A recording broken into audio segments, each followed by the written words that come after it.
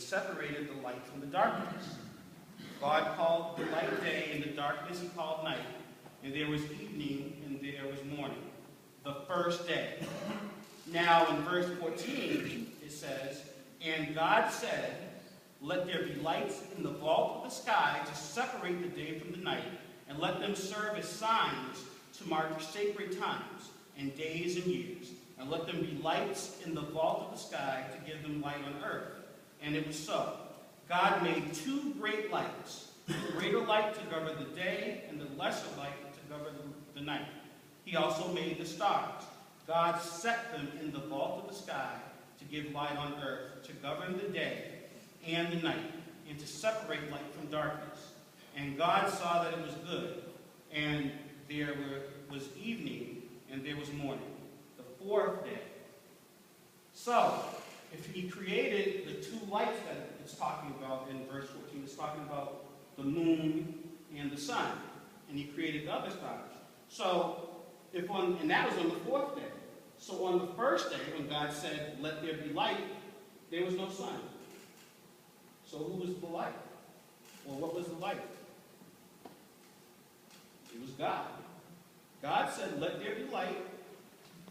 Light came, and then even after that, on the third day, I believe it was, he made the vegetation, and he made a lot of the land, and he did all that. And then after that, the next day, he made the sun and the stars and the earth. So by his presence alone, just like he was with the Israelites, he was the light on earth, just by his presence. Now, non-believers will say, well, the Bible was written in a time where people didn't know any better, and they didn't realize that the moon isn't a light, the sun was just coming on. We know that that's not true. We know that, God did come, and he did create the heavens and the earth, and he made things the way that it's supposed to be. And before he stopped, on the sixth day, he did give us the sun and the stars.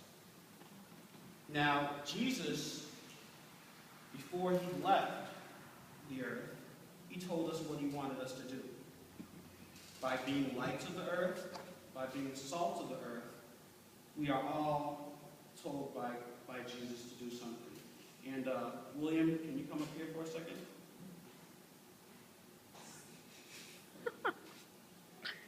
I don't know, most of you guys probably know, but this is my son, Bill. Say hi, everybody. Say hi. Well, William just came back from camp, and his leader was Corey, and Corey did a great job with him, because when he came back, he was like, Dad, I know this verse by heart. And he said it about 18 times, so I said, you know what, we will say it in front of the church. And he said yes, even though he's standing right behind me now. So, William, what I need you to do is come up here a little bit, and I need you to say the verse, whenever you're ready. Matthew 28:18-20. Jesus drew near and said to them, I have been given all authority in heaven and on earth. Go then to all peoples everywhere and make them my disciples. Baptize them in the name of the Father, the Son, and the Holy Spirit, and teach them to obey everything I have commanded you. And I will be with you always to the end of the age. Matthew 28:18-20. Woo!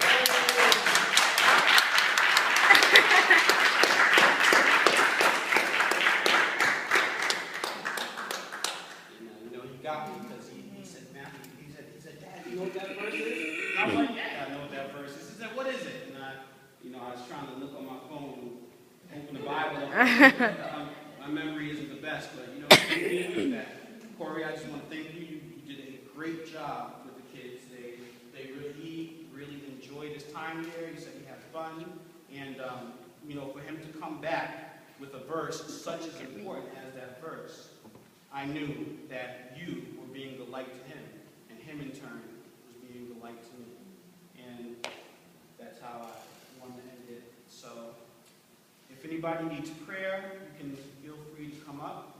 We will have ice cream available in the room over there. However, I do want to try something different to end.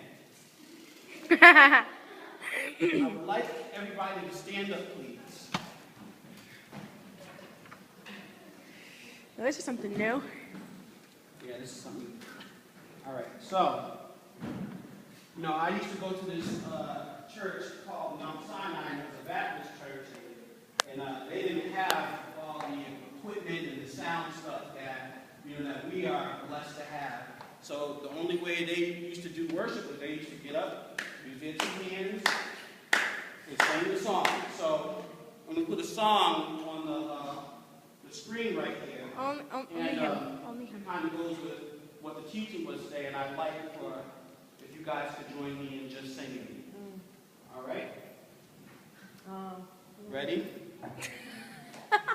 Get y'all voices ready. Clear your voices. I heard some of y'all sing, so maybe we should pray first? No, I'm just kidding. It's any worship, it's all beautiful to God. So, ready?